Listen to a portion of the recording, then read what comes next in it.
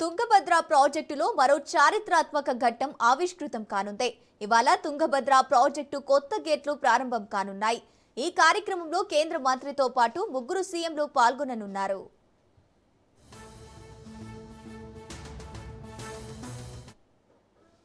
ఇవాళ AP CM Chandrababu, Karnataka CM DK Shivakumar, Telangana CM Revanth Reddy ఈ కొత్త గేట్లను ప్రారంభించనున్నారు.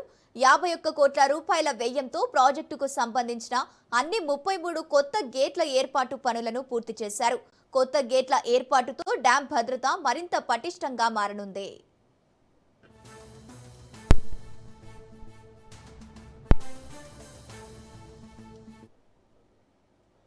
రెండు 2024లో భారీ వరదలతో డ్యాంకు చెందిన 19వ గేటు కొట్టుకుపోయాయి. ఆ సమయంలో జలాశయం నుంచి నీరు వృధా కాకుండా నిరోధించేందుకు సీఎం చంద్రబాబు ఆదేశాల మేరకు సీనియర్ ఇంజనీర్ కన్నయ్య నాయుడు నేతృత్వంలోని నిపుణుల బృందం అత్యవసర చర్యగా స్టాప్ లాకు గేటును విజయవంతంగా అమర్చింది.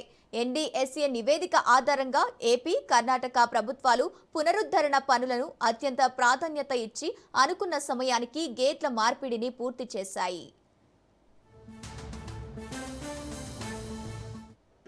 రైట్, ఇక ఇదే అంశానికి సంబంధించి పూర్తి డీటెయిల్స్ మా ప్రతినిధి జీవన్ ఫోన్ ఇన్ ద్వారా అందిస్తారు. జీవన్. Thank you Gangotri.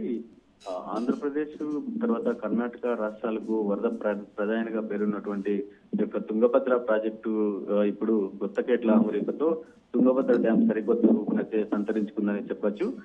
దాదాపుగా 51 కోట్ల రూపాయల వ్యయంతో మొత్తం 33 నూతన గేట్ల ఏర్పాటు పనులు అయితే ఇప్పటికే పూర్తి చేశారు. వీటిని ఇవాళ కర్ణాటక ముఖ్యమంత్రి శివకుమార్, డికే శివకుమార్ గారు, తర్వాత తెలంగాణ సీఎం రేవంత్ రెడ్డి, కేంద్ర మంత్రి సిఆర్ పాటిల్ తో కలిసి ఇవాళ ఆంధ్రప్రదేశ్ రాష్ట్ర ముఖ్యమంత్రి చంద్రబాబు నాయుడు కూడా ఈ గేట్లను ప్రారంభించనున్నారు. దాదాపుగా 73 ఏళ్ల క్రితం నిర్మించినటువంటి యొక్క తుంగభద్ర ప్రాజెక్టు ఈ యొక్క కర్ణాటక, ఆంధ్రప్రదేశ్ రాష్ట్రాల్లో దాదాపుగా లక్షల ఎకరాల పరీక్షలు ఆయకట్టుకైతే జీవనాడిగా నిలుస్తుందని చెప్పచ్చు. అయితే 2024లో వచ్చినటువంటి ఆగస్టులో వచ్చినటువంటి యొక్క వరద ప్రవాహానికి 19వ గేటు కొట్టుపోయిన విషయం అందరికీ తెలిసిందే. అయితే అప్పటికప్పుడు నీటి వృధాను అడ్డుకునేందుకు ఏపీ ప్రభుత్వ చొరవ తీసుకుని సీఎం చంద్రబాబు నాయుడు సూచన మేరకు దాదాపు సీనియర్ ఇంజనీర్ అయినటువంటి కన్నయ్య నాయుడు నేతృత్వం వహించి నీరు వృధా కాకుండా స్టాప్ లాక్ గేట్ అయితే అమర్చడం జరిగింది.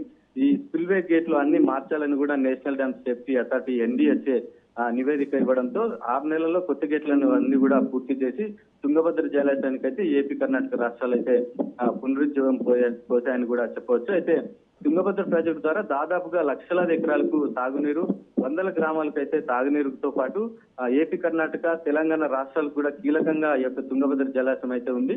ఒక ఆంధ్రప్రదేశ్ లోనే తుంగభద్ర ప్రాజెక్టు కింద దాదాపుగా 1,46,000 ఎకరాలు, లక్షల హెక్టార్లకు సాగునీరు అందుతున్నటువంటి పరిస్థితి ఉంది. తుంగభద్ర కుడికాలువ ద్వారా కర్నూలు, కడప, అనంతపురం జిల్లాలకు సాగునీరు అందుతున్నటువంటి పరిస్థితి ఉంది. ఈ నేపథ్యంలో ప్రాజెక్టు భద్రతను ఏపీ, కర్ణాటక రాష్ట్రాలు కూడా ప్రతిష్టాత్మకంగా తీసుకోవడంతో గేట్ల ఏర్పాటును త్వరితగతిగా పూర్తి చేయడం అయితే జరిగింది. ఇవాళ గేట్ల ప్రారంభోత్సవం కార్యక్రమం ప్రారంభం కానున్నటువంటి నేపథ్యంలో ఈ కార్యక్రమం పూర్తయిన అనంతరం కూడా హొస్పేటలో జరిగేటువంటి ఈ యొక్క బహిరంగ సభలో ఈ ముగ్గురు సీఎంలు కూడా పాల్గొనడం అయితే జరుగుతుంది. అయితే ఈ కార్యక్రమానికి మన రాష్ట్రం తరపు నుంచి కూడా రాష్ట్ర ఆర్థిక ప్రణాళిక వాణిజ్య పన్నుల శాఖ మంత్రి కూడా ఈయన పయ్యావుల కేశవ్, తర్వాత ప్రభుత్వ విప్పు మరియు రాయదుర్గం ఎమ్మెల్యే కూడా శ్రీనివాసులు, మిగతా వారు కూడా ఇవాళ ఈ కార్యక్రమంలో పాల్గొంటున్నటువంటి పరిస్థితి అయితే ఉంది. గంగోత్రి.